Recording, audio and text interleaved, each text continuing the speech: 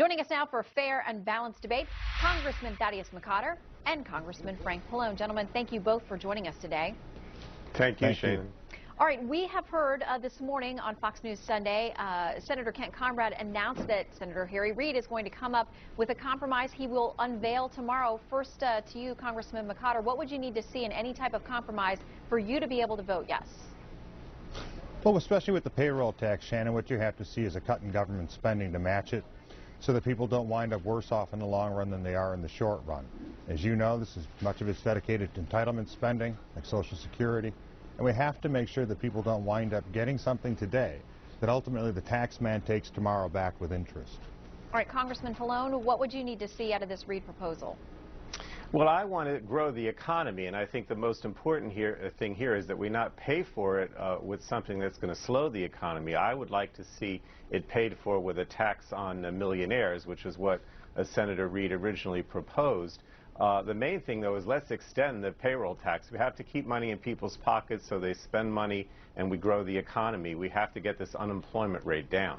Congressman McCotter, how do you respond to that? Because Democrats will say repeatedly that they think the best way to pay for things is to tax the highest earners in the U.S. and that the GOP will not go along with their favoring their millionaire, billionaire friends over the average American. How do you respond? Well, one, I don't have a lot of friends like that, and perhaps, heading into an election year it might be good to.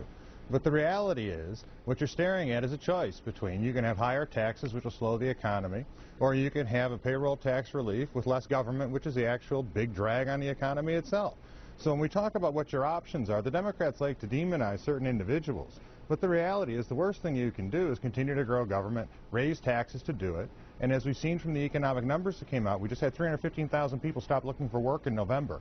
They called that a recovery. That's a travesty. Don't make it harder for this economy to grow and stop playing class warfare, and let's get on with the business of letting people grow this economy.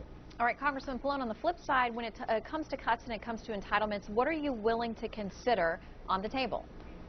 Well, I think the main thing, as I said, is I want to grow the economy. I mean, if you have a tax on millionaires, it's really not going to affect them that much. The problem is if you start cutting, Social Security or Medicare or some other programs that basically destroy jobs, then, then the opposite is going to occur. I mean, we don't want to reduce employment in the country right now. And I think that the best way to deal with that is to basically say if this is paid for by those who are making over $1 million a year, they can afford it, and then we continue to put money in people's pockets so that they spend and we continue to grow. I mean, I'm just very fearful of cuts that are going to essentially destroy jobs or take, eliminate programs that right now are creating jobs. Oh, Congressman McCotter, can the GOP afford to be seen at this point in time with the economy struggling the way that it is,